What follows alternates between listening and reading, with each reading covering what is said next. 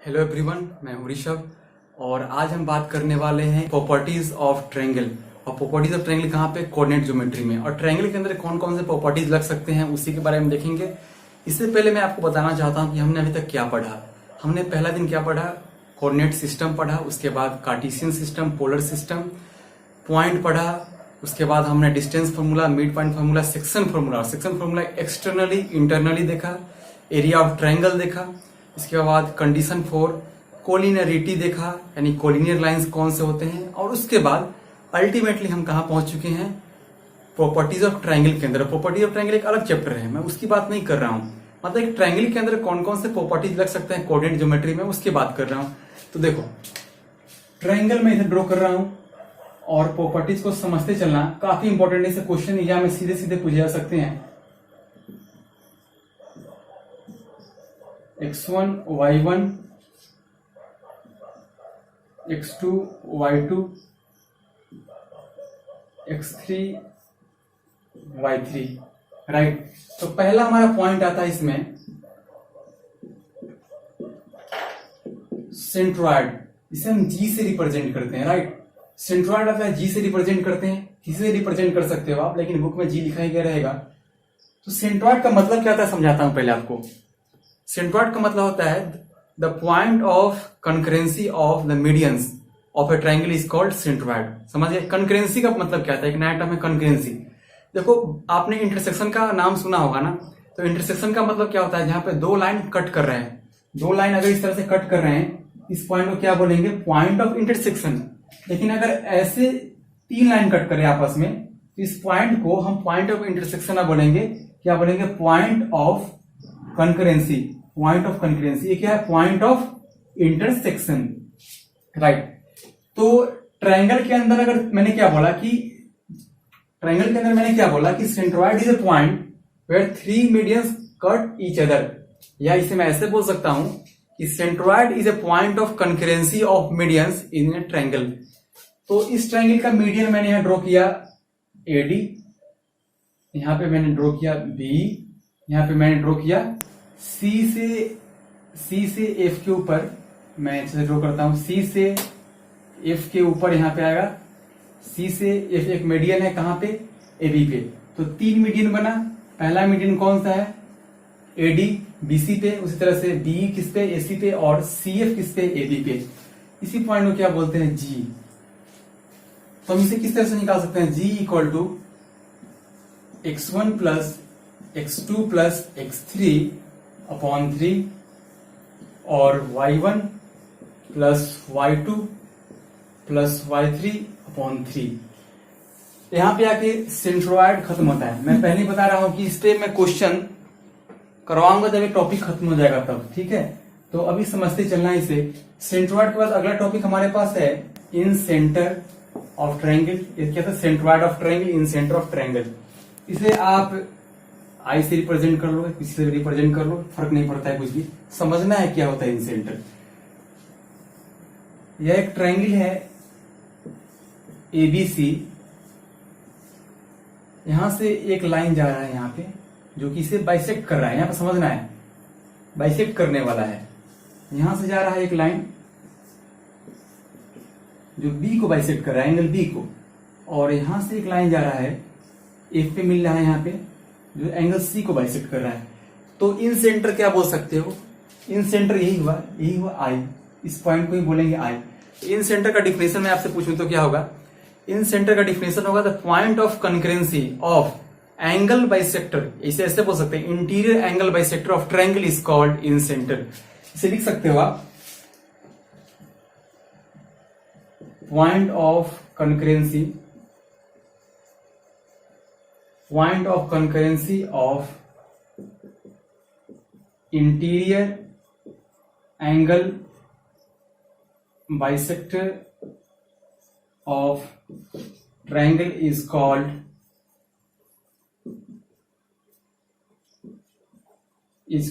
इन centre. समझ गए? इन centre आई। लेकिन समझना इंपॉर्टेंट नहीं, इन सेंटर निकालना इंपॉर्टेंट है, ठीक है। तो इन सेंटर निकालने के लिए क्या करना होगा मैं पहले बताता हूं। क्या क्या करना होगा पहले। देखो सेंट्रॉयड तो बहुत आसानी से निकल गया अगर कोऑर्डिनेट दिया गया है, कोऑर्डिनेट वैसे यहां भी दिया गया रहेगा, x1 कॉमा y1, b रहेगा x2 कॉमा y2 और c क्या रहेगा x3 कॉमा y3। लेकिन थोड़ा सा यहाँ पे इन सेंटर निकालने के लिए आपको समझना पड़ेगा और मैं समझाता हूं, आप समझते चलना और नोट डाउन जरूर करना। तो पहला स्टेप क्या होता है इन सेंटर निकालने के लिए, पहला जो प्रोसीजर है, first find the length of all side of triangle, all sides of triangle length निकालना पड़ेगा, यानी कि AB का लेंथ, BC का लेंथ और CA का लेंथ निकालना पड़ेगा। इतना निकाल पाते हो तो आप इजीली सॉल्व कर लो। कैसे होगा देखो, अगर मैं इसे I को रिप्रेजेंट करता हूं तो I का पॉइंट किस तरह से होगा, देखो यहाँ पे AX1 plus BX2 plus CX3 upon A plus B plus C, ये तो वापसी सा ऑर्डिनेट क्या हो जाएगा AY1 BY2 CY3 upon A plus B plus C। Note down करने वाली बात है यहाँ पे, A क्या है, A किसका लेंथ है, यहाँ पे इसका लेंथ हो जाएगा A, राइट, इसका लेंथ हो जाएगा B और इसका लेंथ हो जाएगा C। तो A किसका लेंथ है, A लेंथ है BC का, B लेंथ किसका है AC का और C लेंथ किसका है AB का। याद रखना है इस चीजों को, यानी कि x1 का अपोजिट होगा यहां पर साइड, x1 का अपोजिट साइड लेना है, x3 का अपोजिट साइड लेना है, x2 का अपोजिट साइड लेना है। तो इतना अगर कर पाते हो तो आप इजीली निकाल सकते हो इन सेंटर।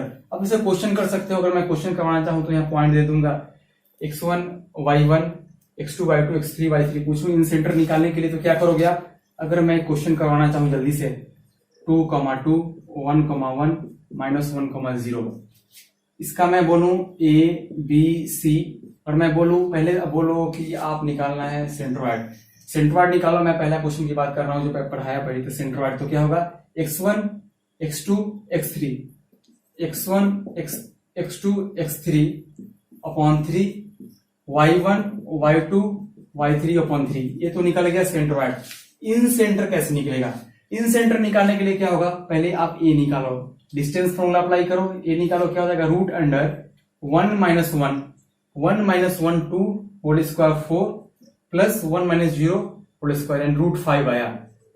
उसी तरह से B क्या हो जाएगा, B इक्वल टू 2 + 1 3 स्क्वायर हो जाएगा 9 और इसका होगा क्या 2 स्क्वायर 4, 9 + 4 13 रूट 13 आया। उसी तरह से इसका लेंथ क्या हो जाएगा C इक्वल टू, इसका लेंथ होगा 2 - 1 दैट इज 1 और 2 - 1 दैट इज 1, 1 + 1 2। इस तरह से निकल गया A B और C। अब फाइनली क्या करोगे आप, फाइनली क्या करोगे यहां पे A x1 क्या है यहां पर 2 प्लस B x2, तो B x2 क्या है यहां पे 1, तो कोई x2 यहां पे x3 यहां पे कंफ्यूज नहीं होना है, प्लस C क्या है √2, C x3 क्या है हमारे पास -1 upon A plus B plus C, A क्या है हमारे पास √5, B क्या है √13, C क्या है √2। देखो यहाँ पे आंसर कुछ अजीबोगरीब इसलिए आ रहा है क्योंकि मैंने अपना डिजिट सेट कर लिया है ना। आप कोई भी एग्जाम में बैठोगे या बुक में होगा तो वहां पे ऐसा यहाँ पे कोऑर्डिनेट दिया गया रहेगा, ऐसा कोऑर्डिनेट दिया गया रहेगा कि आपका वैल्यू ABC का परफेक्ट नंबर आ गया, रूट में नहीं आएगा। यहाँ पे 5 आ सकता है, 2 आ सकता है, तो एक अच्छा नंबर आएगा और आपका आंसर निकल के आएगा, राइट। तो इसी तरह से करना, उसी तरह से y निकाल सकते हो, A y1, यहां से क्या करोगे A y1, उसके बाद B y2 C y3 और नीचे में क्या हो जाएगा A plus B plus C। तो सेंट्रोइड और इन सेंटर आपने निकालना सीख लिया है। इसके बाद अगला पॉइंट हमारे पास जो है उसका नाम है सरकम सेंटर।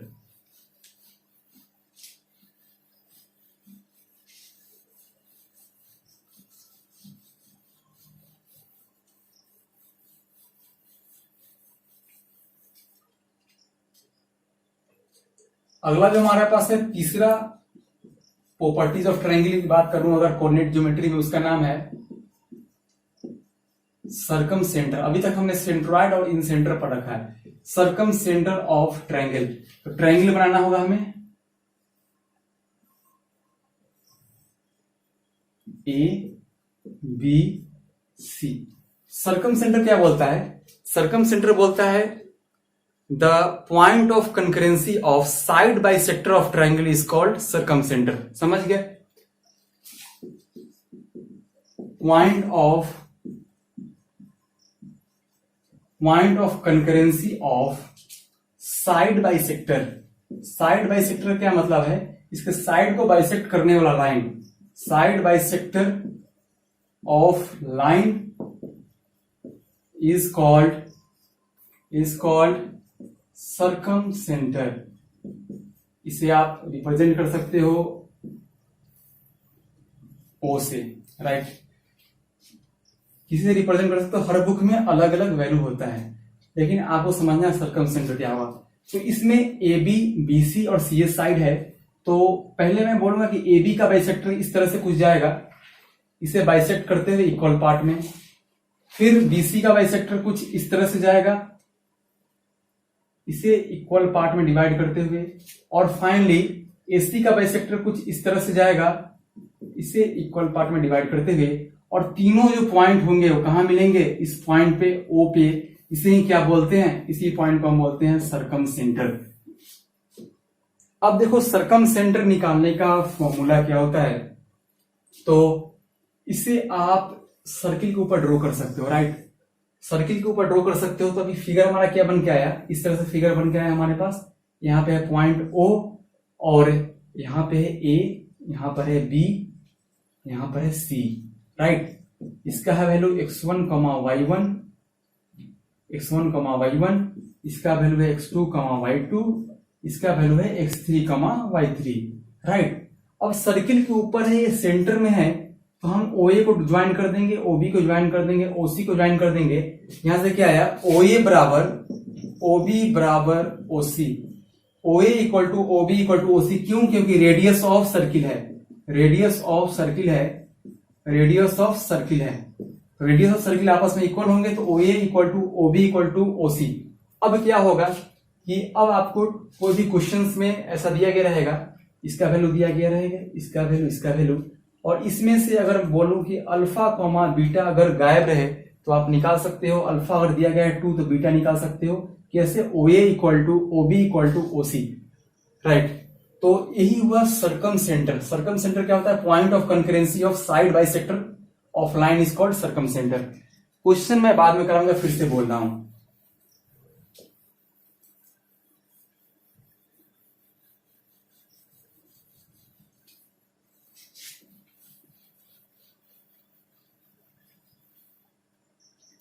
अब लास्ट प्रॉपर्टी हमारे पास क्या है? 4th नंबर है, इसका नाम है ऑर्थो सेंटर। ऑर्थो सेंटर का क्या मतलब है समझ लो पहले। ऑर्थो सेंटर का मतलब होता है point of concurrency of altitude of triangle. समझो, फिर से ध्यान सुनो, मैं रिपीट कर रहा हूं। Point of concurrency of altitude of triangle is called ortho centre. अब समझो, एबीसी अगर एक ट्रायंगल है, इसके एल्टीट्यूड का कंकरेंसी, तो एडी एक एल्टीट्यूड है 90 डिग्री पे, यहां पे होगा एडी। उस तरह से यहां पे होगा एक एल्टीट्यूड बी, और एक एल्टीट्यूड होगा यहां से CF। तो इसी पॉइंट ऑफ कंकरेंसी को क्या बोला जा रहा है? Ortho centre. इसे आप रिप्रेजेंट कर सकते हो H से। तो लिखो, यहां पे क्या लिख सकते हो? पॉइंट ऑफ कंकरेंसी, मैं शॉर्ट में लिख रहा हूं, लिख लेना। Point of concurrency of altitudes of triangle is called ortho centre. Ortho centre H।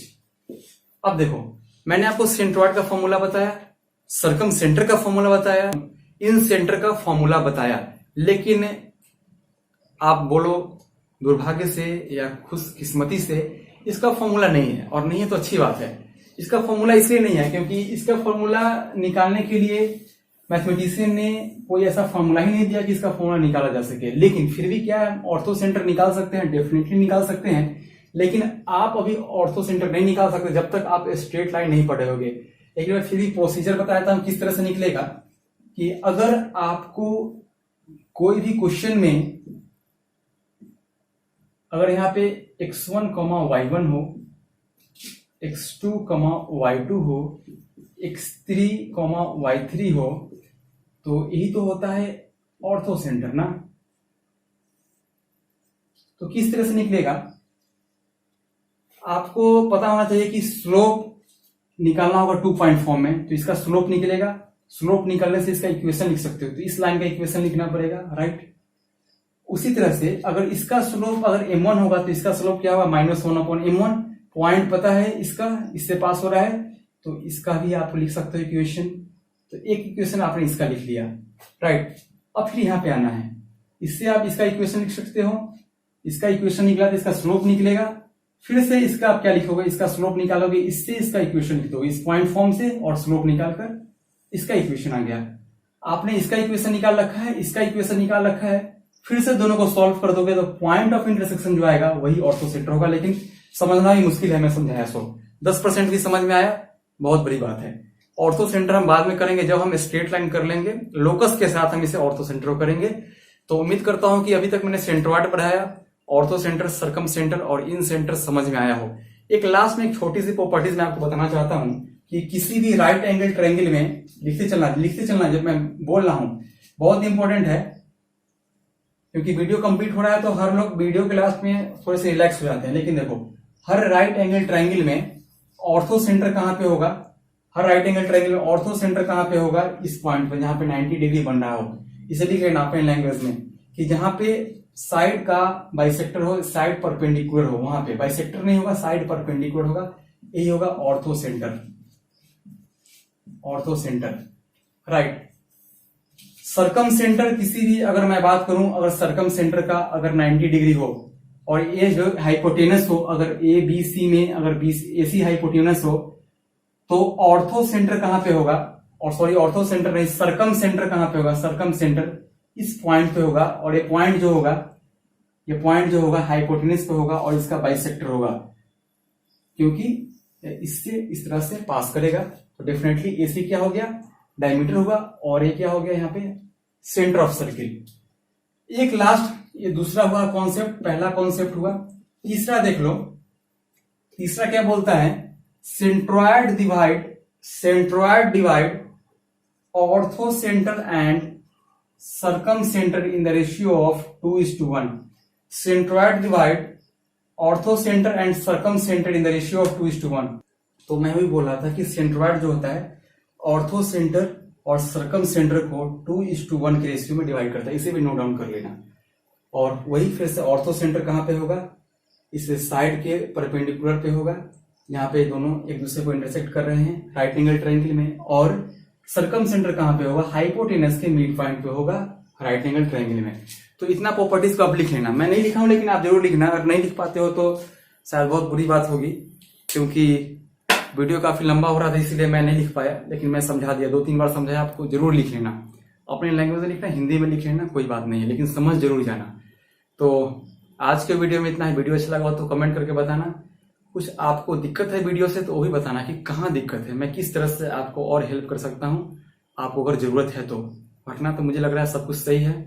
That's end of this video. Thanks for watching. God bless you all.